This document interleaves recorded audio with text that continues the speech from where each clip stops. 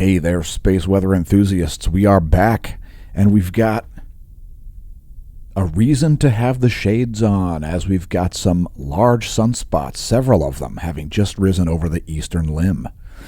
You can see them here, and don't worry, we're going to show you lots of detailed imagery of that very shortly here at the Smash News Network, least busted name in news. And by the way, thanks for tuning in to the most detailed daily space weather and comprehensive solar imagery you'll find in the known universe.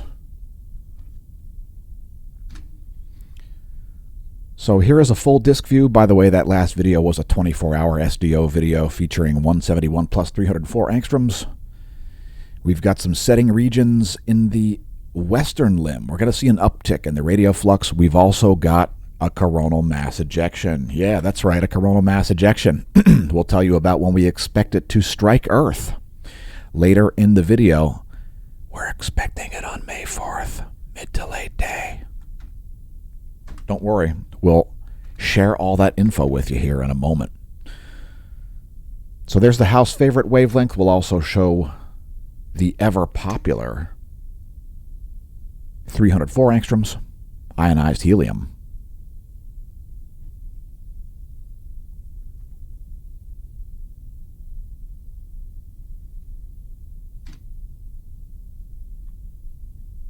And here are those sunspots rising. This is 171 plus 335 angstroms. DAG. Again, some quite large sunspot groups. And let's take a look at the SDO intensity gram next.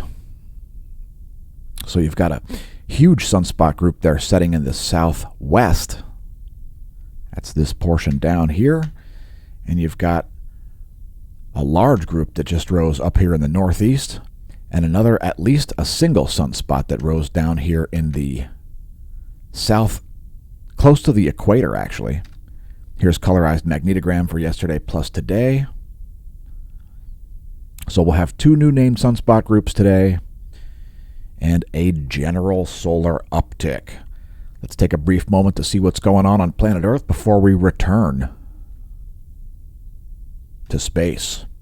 Before we do that, a quick reminder to not pole vault the caldera and to please support the channel. If you appreciate these videos and prefer to see them continue to exist, remain publicly visible and free for all to view, support the channel. Perhaps pick up our most popular piece of merch and save 20% site-wide on our Do Not Pole Vault the Caldera product. I'm currently wearing it. Just a little public service message there from Smash staff and I at massive personal risk and expense. If you're going through hell, keep going. Our finest days lie ahead, and while things can get much worse, things will get better. So don't pole vault the caldera. If you're going on a volcanic vacation, leave your vault pole at home. But perhaps bring some of our merch with you. Tell your friends and foes about the channel. They may ask what it is you're wearing. It's got our website and our YouTube channel URL right there on the product. Now, you may see a paid promotion in the upper left corner of your video, as we are affiliate/sponsors. We have an affiliate/sponsor known as Hemp Lucid. You can find all kinds of different CBD products, mushroom gummies, immune support, sleep support, handle your pain management, or perhaps your sleep can be improved with some of these products. So check those out. Links below the video, as well as on the homepage at smashomash.com to the Hemp Lucid shop. And make sure you enter the promo code SMASHOMASH to save some money on checkout. We know our savvy viewers are interested in things like saving cash.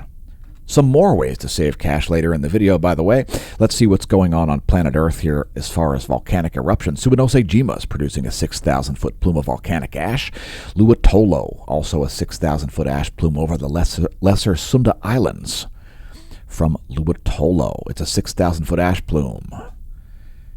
Semeru exploding. East Java, we're seeing a 14,000-foot ash plume there.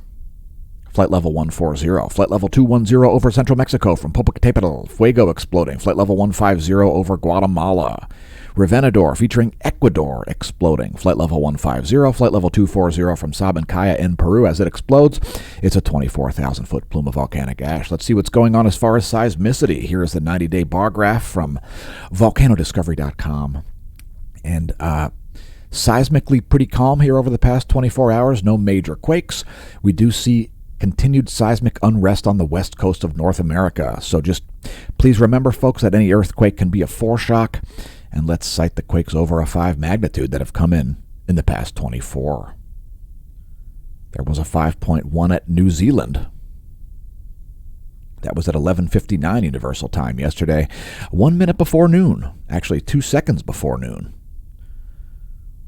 Besides that, not very many quakes of a 5+ magnitude. In fact, that was the only one in the past 24-hour period. And let's get back to space. Here is the past 24 hours in SDO 171 plus 131 angstroms. And let's break down some additional space weather. And thanks for leaving a comment, Mr. Katowski. All right, so let's get to the 10.7 centimeter radio flux, which has dropped again since yesterday. Now it's down to 148 solar flux units. That is the 1-year graph of the radio flux. You can see here we're still toying with this support level around 155 solar flux units. If you're wondering what a solar flux unit is, it would be 10,000 Jansky. It's a measurement of radiation traveling through space. So this area right here, you can see these multiple peaks there. There is a support level at this portion of solar cycle 25 around 155 solar flux units, so right in there. So we're just below that now, and with these large sunspots rising, we may have the propensity to get above that. So we'll see what happens. We'll be back again tomorrow to talk about it. Space Weather Enthusiast dashboard here, not forecasting any geomagnetic storms or geomagnetic unrest, but guess what? There's a directly Earth-directed coronal mass ejection. So we're expecting that to arrive as early as midday on May 4th and as late as early in the day on May 5th. But we're expecting that to be around by midday on May 4th. CME impact. We'll show you the data on that. You can be the judge. It looks like another fast mover, and it is almost perfectly directed toward the Earth. At the moment, it's a geomagnetically calm situation. We're expecting a KP6 or possibly even a KP7 from the incoming coronal mass ejection impact. At the moment, it's geomagnetically calm. This is the past 4 hours of Earth's magnetic moment from space, depicted by the Space Weather Modeling Framework. And if you want to read about that, head to the Details tab in the lower left down there. That will direct you to a link to the Space Weather Modeling Framework. You can even download the software if you like. If you want to crunch the numbers or perhaps create your own model featuring all the variables, all sorts of things from magnetometers on the ACE and Discover spacecraft to the electron flux, magnetometers around Earth, and so on. Lots of variables make up that model. Here's Earth magnetic moment from the ground using the same model, actually, the Space Weather Modeling Framework. This is ground magnetic perturbations in magnetic flux density, which is nanotesla would be the units of magnetic flux density. Earth's magnetic moment from the ground, showing you Earth's magnetic poles. And if you're frightened the Earth's poles are going to reverse, I don't know what to tell you. It's just not very likely. It's statistically extremely unlikely. Next, the KP index, which is a global generalization of geomagnetism. It's an average, and the current situation is KP 1.67. Let's take a look at the real-time solar wind, which is measured out here, about 1 million miles from Earth, at Lagrange 1. At the moment, things pretty unremarkable here. Current situation is just below 500 kilometers a second, around 495 kilometers per second for the solar wind speed. Solar wind density here, just 3.18 protons per cubic centimeter. We can expect a significant signal on the 4th from that coronal mass ejection impact. Next, our GOES magnetometers here, smoothing out following an extended coronal hole high-speed stream. There you can see those sawtooth readings that are typical of a coronal hole high-speed stream. We can expect to see these continue to be a little smoother here in the next day. Those GOES magnetometers are measured from the near geosynchronous orbit of the GOES 16 and GOES 18. They're located at about 23,500 miles of altitude. And next we'll look at the heliospheric current sheet. So we're actually seeing a shakeup here happening in the eastern limb with the rising of these new sunspots. So this could affect things. We could see new sector boundary crossings forming. At the moment, Earth is just at the beginning of a North Pole current sheet. We may see some changes coming to that. But at the moment, North Pole current sheet is where Earth stands, depicted here in green. So here's our line of sight field plot. You can see that sector boundary crossing there moving across in blue, as Earth has just recently moved into a North Pole current sheet from the south. And here's our line of sight coronal hole plot.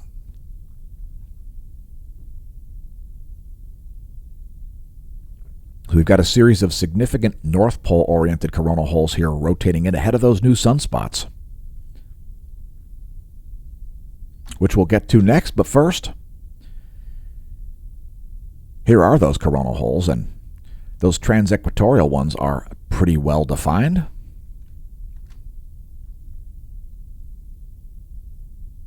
We can expect to see a high-speed wind approaching the Earth from this coronal hole in about 5 days. And let's move to sunspots next.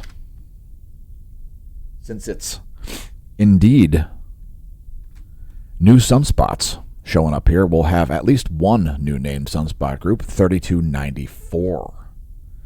So 3294 just rose down here. It's quite large.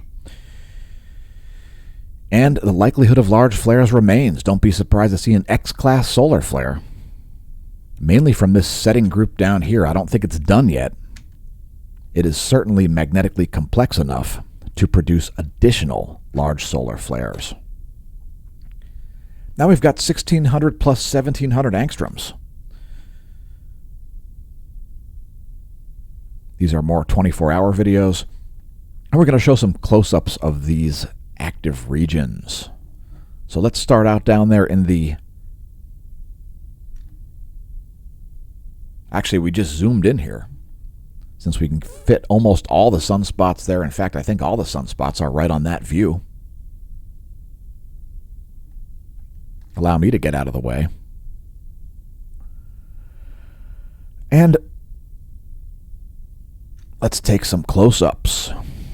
So here's this group that produced an M-class flare yesterday. Again, don't be surprised to see it produce an X-class flare. It certainly is quite large and quite magnetically complex. Here's a close-up of this group in the just crossing the center portion of the solar disk here. We kind of moved that down just enough so you could see the upper right corner there, so you can have some idea of where that's located. It's in the northern hemisphere there, just moving into the western quadrant. It's a decent sunspot group. But the real story will be these groups. I mean, that setting group in the southwest is the most likely place to see a large flare. At the moment, I think this one's only alpha class. I only see one umbra. And we will verify that before we get to our meteorology segment today. So yeah, major sunspot group. And it looks like another active region possibly rising back there. So lots of activity there in the eastern limb. And next we'll talk about energetic particles and flares. So at the moment, no spikes in the proton flux, no solar energetic particle events. Largest flare of the past 24 hours was this M-class flare. We streamed it live yesterday.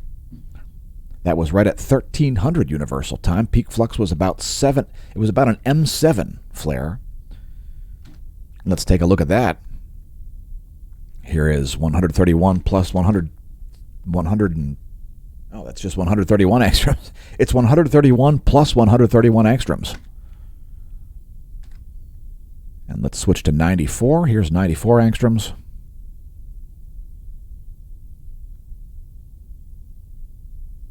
And I'll bet you want to see a close-up view of that flare, don't you? Well, we've got it. First, a full disk zoom in.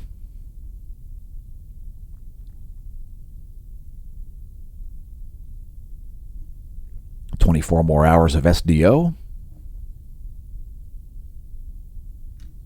And if you're looking for detailed imagery of the closest star, you've definitely stargazed at the right location. So here is, indeed, perhaps a money shot. It's probably appeared all over the internet throughout the day yesterday and even today. Still images of that M-class flare.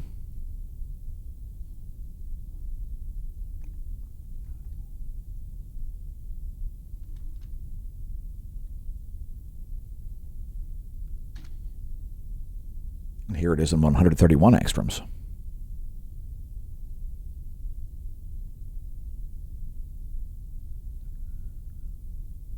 So that did not disappoint.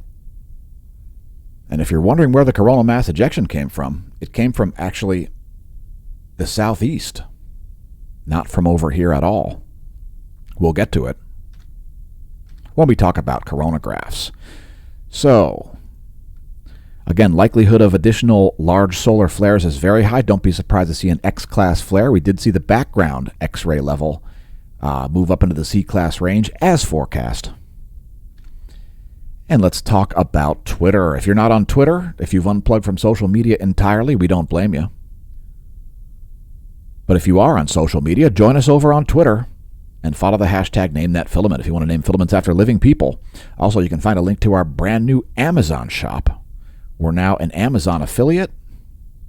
Also, if you're in the market for a bike, of course, cycling, one of the top sports in the universe, super useful in real life, unlike many popular sports in places like the U.S., maybe a little bit more subversive than your average sport, maybe a little more underground. If you are in the market for a bike, check out theveloshop.net. That is my personal UCI trade team. That's the team that I race for. And theveloshop.net. If you're people come from hundreds of miles, by the way, to visit the Velo Shop. So join us in Lehigh Valley for some riding. Get 10% off your in-store purchase by creating this discount code. Get that sent to your inbox. Sign up for the email list from the Velo Shop, theveloshop.net. If you're shopping for a bike, why not start at our shop? Perhaps a new Pinarello Paririval AXS would be a good call for you. Those are the road performance machines available from theveloshop.net. Tell Becky that Dan, a.k.a. Smash-O-Mash, sent you. And we've added 2 new categories to our Amazon shop, by the way, so check that out. Links below the video to that as well. So we've added some kitchen gadgets, some office furniture solutions, bulk spices, and our coffee selection, since we talk about coffee regularly on the channel. Also, you can find some supplements there. We won't give that away. Amazon.com/shop/Smash-O-Mash. Links on the homepage as well. And here's what's going on overhead Lehigh Valley. So this is our current star chart from skyandtelescope.org. And we've got Saturn up there, also Jupiter, Mercury and the Sun very close together, and Venus just about to rise. There's Venus rising over the eastern horizon there. That'll be in about an hour, about a half hour actually. Here's your solar system forecast. This is where heavenly bodies currently are. It's terrestrial versus gas giants.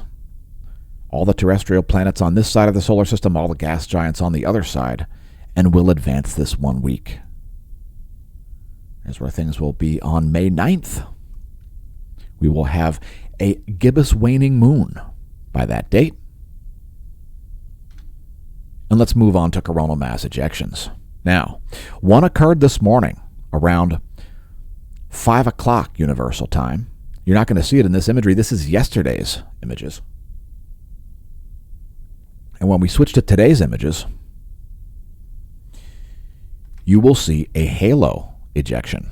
That is when you see a halo around the coronagraph, which is that obscurement disk in the middle of the image. Right there. There is certainly a halo ejection there. It looks like another high-speed CME, which is why we're expecting it as early as midday on May 4th. So that is a nearly perfectly earthly directed coronal mass ejection. And you should see it in these coronagraphs as well. Early this morning, there is that rather high speed Earth-directed CME. Again, it was around 5 o'clock Universal Time this morning.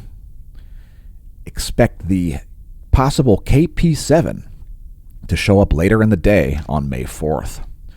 So let's take a look at our custom coronagraphs here. Actually, let's switch to stereo A and the Soho Lasco C3 first to just show a little more in-depth analysis of this. So here we've got this paused at 6:09 and 6:18. If I bring this back a little bit, you'll see the halo coming in. You've got stereo A here on the left and the Soho Lasco C3 on the right. You can see that halo forming there. You'll also see it on stereo A. Maybe not as obvious on stereo A. Let's just switch over to our coronagraphs here, and let's get a little bit closer. That CME came from this region right down here. Looks like it came from just east of that large North Pole-oriented coronal hole. If we zoom in a little bit closer, you should be able to see that. See a big plasma move happening here at that same time. Another prime example of a coronal mass ejection with no corresponding solar flare, because don't get them confused, folks, they are separate phenomenon. And this idea, I've heard some rather popular space weather channels on YouTube talking about how we can somehow calculate how intense a geomagnetic storm would be based on the flare intensity, and that's just ridiculous, because again, the flare intensity has nothing to do with the direction in which a coronal mass ejection is headed. So I have no idea what they're talking about, but there is so much nonsense about space weather on the internet that I just don't even really pay attention. We've also got a massive filament fest, especially in the northern hemisphere. There are some in the south as well. You can see a lot of absorption features up here. There's a huge filament encircling part of the north heliographic pole. Huge filaments. Lots of filaments.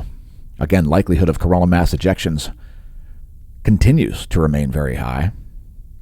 And check it out. We can see this filament actually disappearing. So this is our ground-based El Teide, Spain hydrogen alpha imagery. And check it out right down here. This filament right here is, whoops, it's now gone because it is headed toward your doorstep. So we've got some filaments over here that could use names. This one up here especially, but also these large ones in the east in between these sunspot groups. If you want to name filaments, join us over on Twitter. Just follow the hashtag #NameThatFilament. In fact, let's take a moment. Well, I'm not going to post. I'm not going to tweet this. However, there's a latest image, and there are a lot of dark features there. Likelihood of additional coronal mass ejections in the earthly vicinity remain nearly 100%. So here are the last couple of hours from the GOES 18 SUVI. And here are the past 24 hours from SDO 193 angstroms.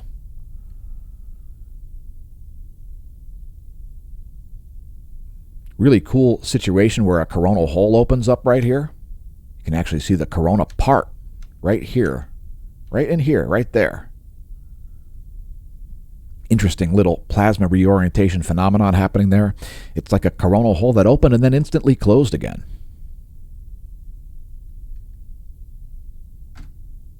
And again, here are the past couple of hours from the GOES 18 SUVI. This brings us to our bonus features segment. We saw massive charging hazards yesterday. Let's see what's going on today for satellites. And it's a lot smoother sailing for satellites here at the moment. There are still some internal charging hazards remaining, mainly over the Indian Ocean, portions of Eastern Africa and Oceania, the West Pacific, some minor internal charging hazards there caused by high-energy electrons getting inside of satellite circuitry. GOES electron flux here has leveled off. We're seeing slightly lower levels here. We had a pretty significant electron storm following a lengthy electron trough. Here's the forecast model, and NOAA expecting a decrease in the electron flux. I would tend to agree, and if we see a major CME impact, which we are expecting one, it's almost 100% guaranteed. We're expecting this to drop back down to here. We'll have to see what happens. That'll be, again, CME impact expected on midday and beyond on May 4th. So there's the 1-year graph of the relativistic electrons. You can see reaching quite high levels here. And again, I think we've already reached the peak of that. Those are measured at the F layer of the ionosphere, so let's take a look at that. One slice of the atmosphere. Feel free to pause the video on this frame. It does depict things like chemical concentrations at different layers. Also, it depicts the penetration of electromagnetic radiation. For example, the reason we need an X-ray imager in space is because you've got to get above the mesosphere to detect X-rays from the closest star. Here is the vibrational frequency of the F layer.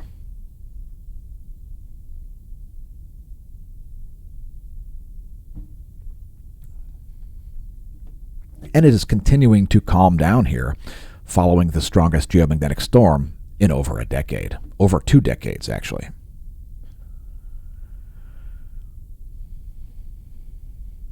If that's all Greek to you, don't worry. We'll show the anomalygram depicting anomaly in megahertz from a 30-day median. It also shows higher resolution, 10 times higher resolution, as it's showing plus or minus 3 megahertz there. High frequency anomalies shown in blue, low frequency anomalies shown in red. And it's getting a lot more normal here as the ionosphere is endeavoring to reach static equilibrium. Static equilibrium. It's a feature in science and in nature where everything is striving for this. Anyway, here's the latest image. That's 12 noon Universal Time ionogram and 12 noon Universal Time anomalygram. We also show the total electron content on the videos. That's the free electrons up to about 12,500 miles of altitude. Feel free to pause the video on this frame if you aren't familiar with the distances to things like the Van Allen probes or the Van Allen belts, perhaps. Here are the free electrons from ground level to about 12,500 miles of altitude. And we show it not only because it'll show you the most likely places for GPS errors, but it gives us some insight into what's going on into the thermosphere, ionosphere, and plasmasphere.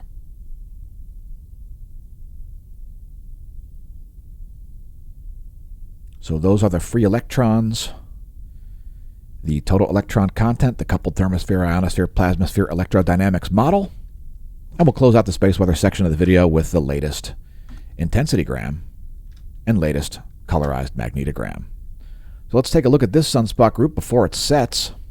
It'll be mostly out of sight by tomorrow's daily space weather video. And it is Beta Gamma Delta class. Now the deltas aren't super extreme on this, but just because it's approaching the limb makes it a lot more likely to produce a large flare. Again, don't be surprised to see an X-class flare coming from that group. This group up here, Beta Gamma class, you could make the argument that there are some deltas in there. It's not super exciting. This group over here is quite magnetically complex. Let me get that. There we go. So lots of ombre there. And really, this is a second group over here. Interestingly enough, you've got the magnetic fields here lined up latitudinally from each other. They're north and south. This would be considered the leading umbra as it is North Pole. orientation. That is beta gamma class. This one here is beta gamma delta class. And this group down here, so far, is only alpha class. So I only see one polarity umbra there. If you're seeing something I'm not, let us know in the comments. And it's time to move to Croissant Earth's meteorology segment. So we've started things out here by showing the ocean currents. Yeah, ocean currents. And interesting features going on here around the Gulf Stream here, north of the Gulf Stream. You've got this interesting feature indeed. You've got a current flowing down south here around the Horn of Greenland and then back north toward the Beaufort Gyre. Meanwhile, you've got other water coming out of the Beaufort Gyre down toward the Gulf Stream. So this is probably a result of massive snowmelt as we are approaching summertime. And, you know, the Arctic, it gets illuminated all day long throughout the summer around the solstice. It gets very warm, and we can expect massive amounts of snowmelt. Also, if you look at the sea surface temperature anomaly, you can see indeed cold water. So now we've got this shaded map here. This is showing sea surface temperature anomaly in color, and then the animation is ocean currents. The good news is that the Gulf Stream is still making it to Ireland and Iceland. And if you're banking on a year without a summer, that is some bad banking. And we hope your bad banking is not too big to fail. Because it's not Fimble winter, it's not a grand solar minimum, it's nothing like that. So you can just abandon that crap. Doesn't matter how many times you chant grand solar minimum, it does not make the sun change its behavior. No matter how many utter morons on the internet have told you that human consciousness controls the sun, everything's connected, everything's electric, and plasma cosmology rules the universe. What a pile of garbage. Ugh. So here are the surface winds of planet Earth. And we're showing you the east side. So the surface winds of the east side, here are the jet streams. Central World's jet streams are depicted here. Shout out to our viewers from Europe, Africa, and the Middle East. There are probably like 1.3 viewers from this side of the planet that are able to see the content. Surface winds of this side of the planet are depicted here. And if you're unable to see our videos, I don't know how you're hearing me say this, but there are certain multi-billion-dollar multinational corporations that are probably to blame for that. Here are the surface winds of the Western world. And let's don't forget the jet streams. Huge meridional jet stream bends continuing in the northern hemisphere here, also off the coast of South America here in the South Pacific. Huge bends in the jet stream all around the planet.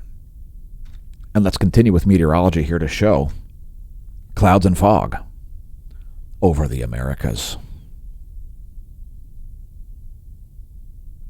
So that's clouds and fog depicted by the NASA GOES Interactive Weather Satellite Suite. The 3.9 micrometer infrared radiation map depicts clouds and fog even when it's dark. And let's take a look at our weather.gov map. So those are red flag warnings there in Minnesota and Iowa. We've also got winter storm warnings on the Upper Peninsula. We've scrolled down to show you the key. If your location is lit, why not head to weather.gov and click it? That's about all I can say. Some warnings there. Hydrologic output is the first one we'll talk about. There's a lot of snow that is going to continue to melt. It's going to be an epic melt season, and it's nowhere near complete yet. There's a long way to go.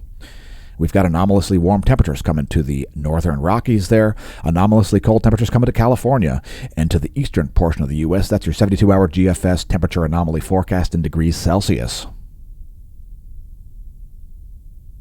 Here is your total accumulated precipitation forecast based on that same model.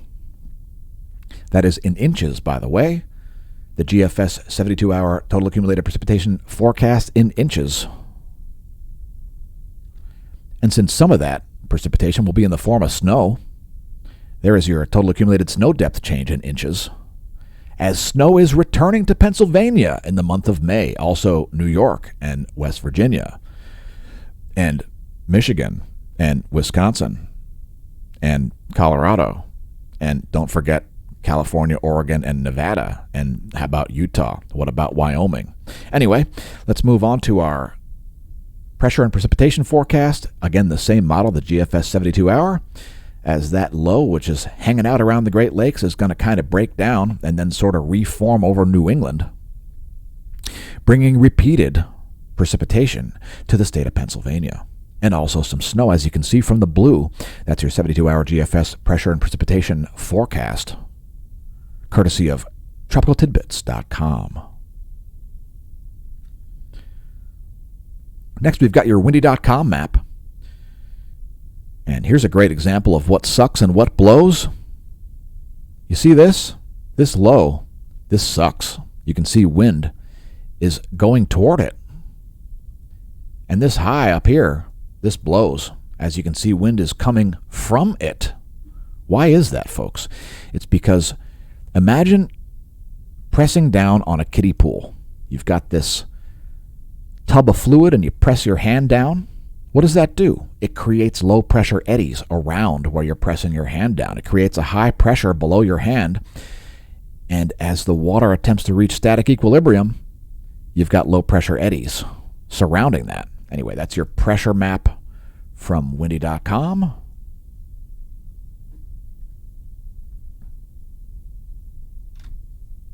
And moving right along here to our lightning mapper. No terrestrial strikes in the U.S. here for the past about 12 hours, it looks like. There is the current situation.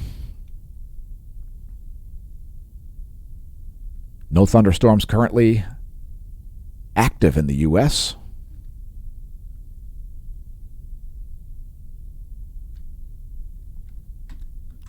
And next we've got your radar map. We're hoping. We've got your radar map, and we've also got your water vapor and shortwave radiation map. Let me just cut to some imagery of the closest star here for a moment.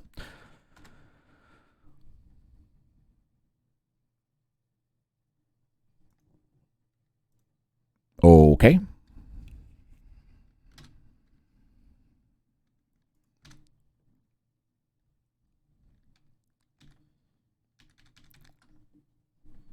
And just bear with us a moment here.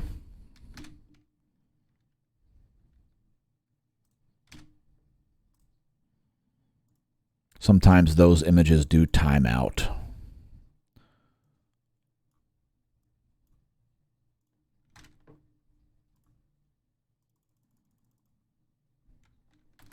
So here's the current situation across the U.S.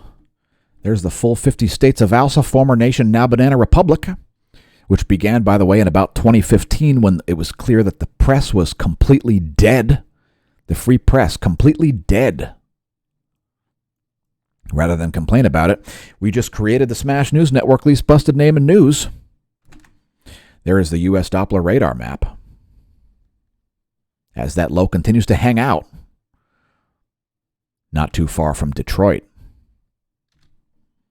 Here is your shortwave radiation, 3.9 micrometers.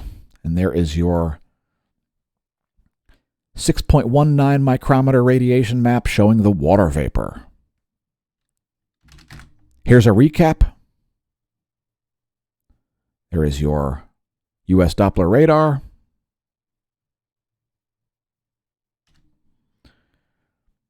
Clouds and fog. And there is water vapor. And once again, thanks everybody for tuning into the Smash News Network least busted name in news. If you enjoy the content, please support the channel by clicking the links below the video. You can find links to the Smash Team site, as well as our homepage, smashomash.com. If you want to support the channel via subscription services, you'll get some additional content there by becoming a gold or silver level of the Smash Team. Smashomash.com/Smash Team, the official subscription services site of this channel. There's also a bronze level. Make sure you sign up for email alerts. Otherwise, you may not know when videos like this come out. As you You may, for good reason, not trust certain organizations to actually notify you when a video comes out. We're probably the first one telling you that there's an Earth-directed coronal mass ejection. Also, make sure you visit the homepage at smashomash.com. You can find all kinds of links there. Hit us up on social media. You'll find a permanent invite link to our Discord chat, our new Amazon shop, and lots more, like our Hemp Lucid shop, YouTube channel, Twitter feed, etc. Anyway, thanks once again for tuning in. In the meantime, I'll have been your host, Dan, a.k.a. Smashomash, signing off. And may that solar wind be at your back.